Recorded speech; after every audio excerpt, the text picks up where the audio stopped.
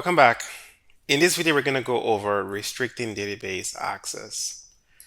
So, as you know, on this platform, we use databases as opposed to a CMS system. The reason why we use databases is because databases scale.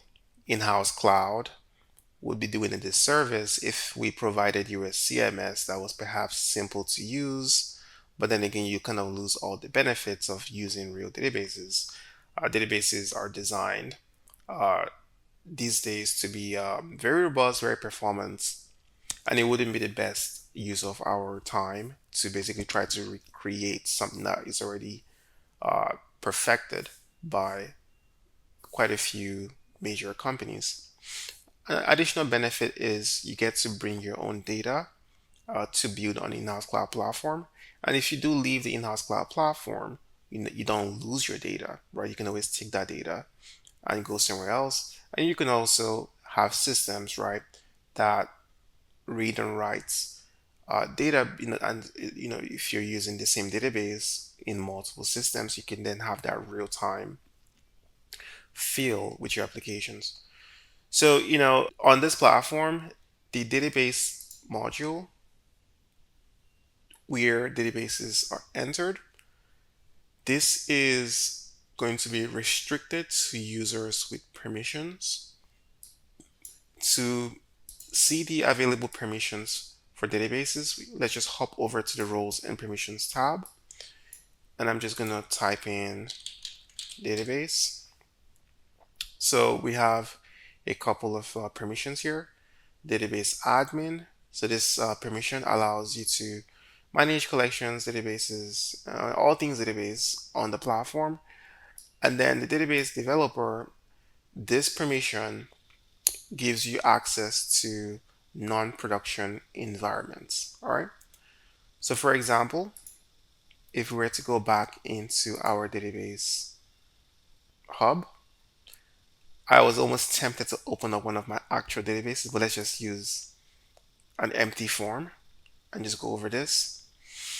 So if I was a database developer, I would only see my non-production database resources. So the production database will come in as blank, empty. If I was database admin, then I would see every single database that was configured, right? So that is the key difference between these two types of permissions. Also, beyond just having access to the database module, you can grant extra access restrictions to a database. So let's say you have a database, maybe you work with, a government contract, or you're doing something that just requires an extra level of security. You don't even want people to understand the context of your data from whatever environments. So you wanted to just restrict this database to only people that need to have access. All you would need to do is add extra access restrictions. There are two options. You could basically make this user specific, so where you can say, okay, only this user or these two users have access to this database, or you could make it to where it's a permission. So if we had if we created a permission, let's say we have a manager permission, and you could create your own permissions. If you created, a custom permission, or a group of permissions, right? And you wanted only users with these permissions to have access to this database, then that is the superseding restriction. All right. So for starters, to gain access to the database hub, you need to have permissions. To see database credentials in certain environments, you need to have certain permissions. And databases or database resources can have an extra layer of restrictions just for you to, tighten the grip on your database resources. Now, as a bonus content, because we went over the roles, let's just the permissions rather,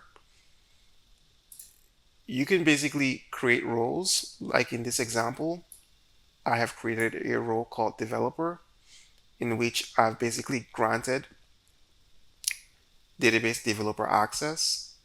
So anyone with a developer permission will have access to databases in a non-production environment. And I can switch over to the user roles and assign a role. Let's say I had a user. Well, I already have an account, so it just pulled up mine.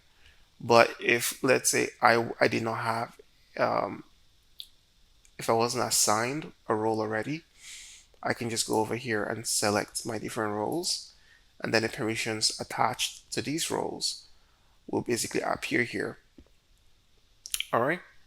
And once that's done, whoever has been granted that access can now come and consume the platform based on the scope of their permissions. All right. In this video, we've gone over how to restrict access to databases. That's it for this database series. See you in the next one.